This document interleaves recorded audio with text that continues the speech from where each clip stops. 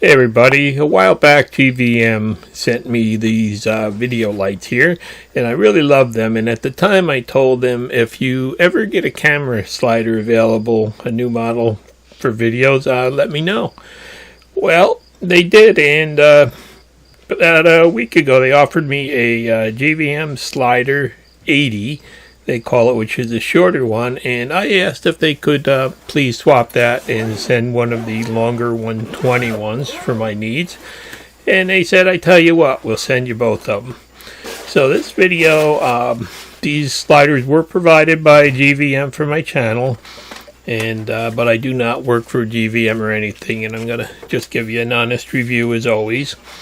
Now they each came packed in a really nice carrying case. These would be good, these cases are good if you're going to do off-site work or, like interviews or events and stuff like that. Contain everything you need to run them. There's a camera mount, and then there are 6 different cables to allow it to control your camera for time-lapse photography. And then there's a battery, it runs on battery, and there's a charger goes with it. So it's just one of the standard Sony type batteries there, and it's really packaged well. And this is a carbon fiber slider. The shafts on it are actually made out of carbon fiber to make them really a little rigider and lighter, I guess. So this is what it looks like. Now this one only runs on app control, so you have to have I'm using a tablet and a cell phone for it. But you can see those shafts there are actual carbon fiber. And then there's a rod that goes across the center there that's adjustable, that allows you to change the amount of pan that it actually has. So the supplied camera mount goes on there, and it's very adjustable in all different ways and angles and stuff. And it does work good. After trying it for a while, everything locks tight and does work good. Now this runs on a battery. And one other thing that I found out while playing with it is it will run on my 9-volt power supply for my Arduino. So there's a plug on the front where you can actually plug a power supply in also. And there's some codes on the side to get the app to run it. And one's for Android and one's for Mac, or Apple. So you just have to load the app and then mount a camera on. Now this is my old camera that's beat up, it doesn't work anymore. You can see it's got adjustable feet on all sides, and there's a couple different bubble levels that you can level it up with. There's one on the main slider, and then I'm just looking at the one on the camera mount now to fiddle around with it. And so you can make sure that you're leveled in more than one direction there. And then the camera, just the mount comes with it. And it's just a standard 1/4-20 mount that fits on your camera. And right there I messed up all my level. I'm just playing with the adjustments and stuff, but you can see the ball in there actually lets you do some fine adjustments. And that little rod in the center there actually controls how the camera reacts as it moves. Now with both rods centered, there's some nice red knobs there and some nice lines to line them up on. Both of them centered, the camera goes straight. And then if you shift them like that, you can see that the camera actually pans out to get like a panoramic type shot there. And it goes up to 120 degrees max across the movement when you're all the way at the furthest. And you can adjust that to anything you want. And then you can actually track on one point by adjusting it the other thing. And this takes a little bit of fiddling with the camera and everything to get it set up and working right. But it really does work good. So these are really going to help me up my game with my videos, I think, especially in the shop where, I always have the camera just sitting still and, it doesn't doesn't really, it's not impressive, but once you throw something like this in there, you'll be able to, it'll almost look like there's a cameraman moving it around a little bit and stuff to, I'm thinking, really help out in the future with my videos. So you can see it, it's got some mounts down there to put this on a tripod. There's 3 sets, and you know, the same with the 121. They both have the same, exact same features on it, and one is just longer than the other. And I think it weighs about 8.5 pounds. And you can run it on an angle as long as the camera is not too heavy to overcome the stepping motor. But you know, this is just kind of the first look at it. And then I downloaded the app on my tablet here so you can see it a little better than on the phone. I also have it on my phone, but what you have to do is you have to just set up an account and log into it. And then turn on the Bluetooth, turn on the slider, and the Bluetooth will connect to your app, your tablet or phone there. And it does allow you manual control of the slider. You can see you can just hit the button there and slide it. You can actually adjust the speed of it and everything.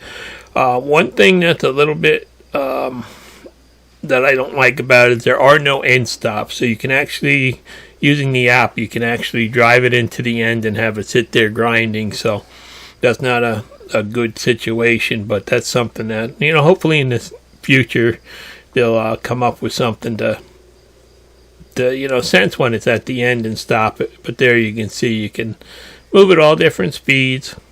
You set the speed there, and then you can set it to cycle from one end to the other, or you can have it do multiple cycles. And the one thing about it too is you always have to set the endpoints.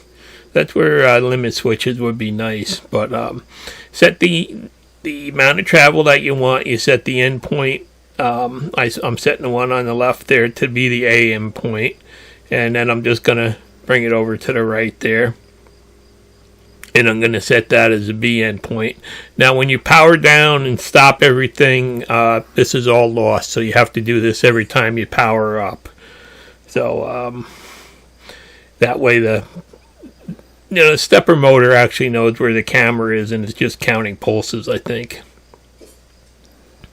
So once you get your endpoints set, you can set your speeds, your travel speeds, and then you can select, you know, if you want to go from point A to point B and how many times you want to do it.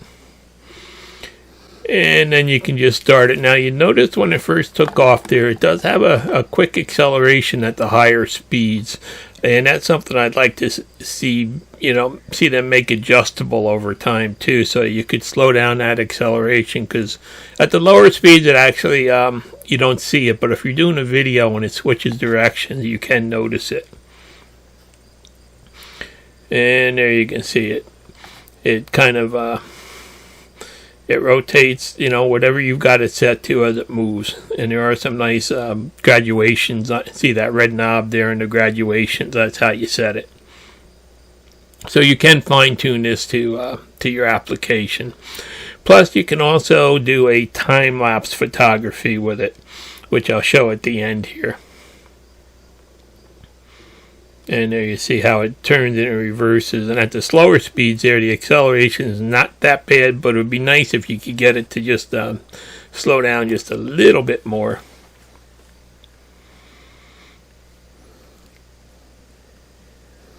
And you can do single trips down there, and yeah, and there it is again, the acceleration. You can see it. But once you get used to it, you know, just you know, you can take those ends off your clips and smooth them right out. And there it is. That's just the single trip or round trip part of the app. And then you can go over here and you can set your time lapse. You can set the duration between photos, number of photos you want to do in a trip across it. It's really very versatile and it works good.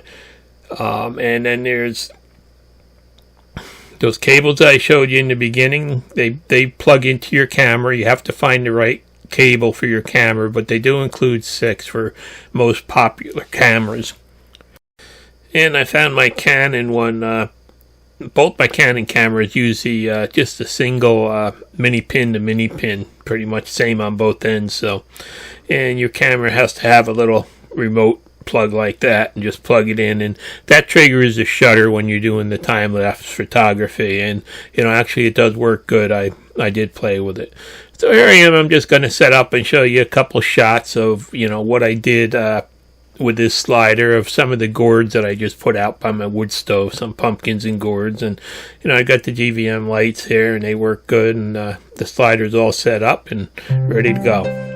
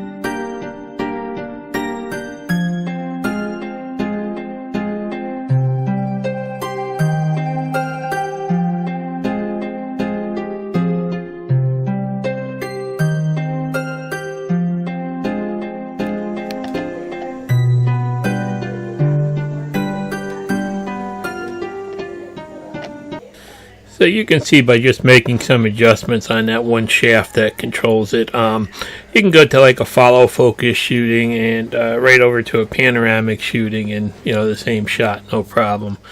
So then I just decided to bring it over by my wife's orchids that are in bloom here, and I thought they were pretty, and I just figured I'd do a quick shot of that, showing you how I can I can travel from left to right and have it pan from right to left at the same time, and kind of get a different shadows on them and everything else as we go.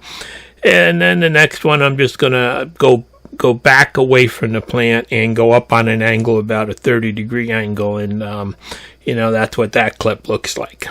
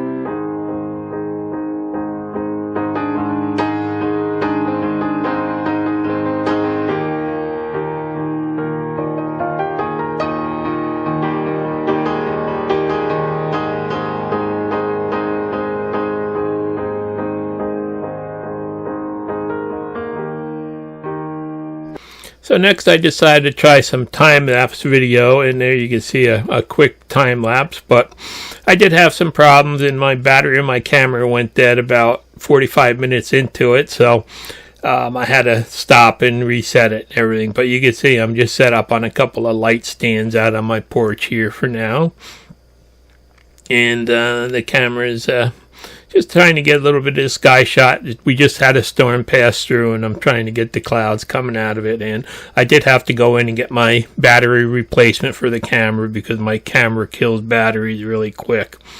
So then I did another shot. I did this one. This was about an hour shot. It was spaced at 10-second intervals, the actual pictures as it was panning.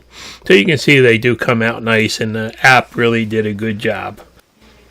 Now, one of the issues that I ran into with both of these after running them for a while in the beginning was the wheels kind of came a little bit loose from the shafts. So I had to adjust them a little bit, and basically it's a real easy job. Just loosen those two screws, and there's a little screw in there you turn to snug them up, and you really want to be careful. I did it right over that center stretcher between the two shafts so I wouldn't be squeezing them in. And you just barely want to kiss it up so that it touches and it doesn't put too much force on it. But you can really fine tune this if you're careful. Whatever you do, don't put too much pressure on it, because it will cause binding. And I did adjust both of them up after using them for a while, and after that they're perfect, so I have no complaints. And I did you do see it a little bit when it does come loose like that when you're changing directions.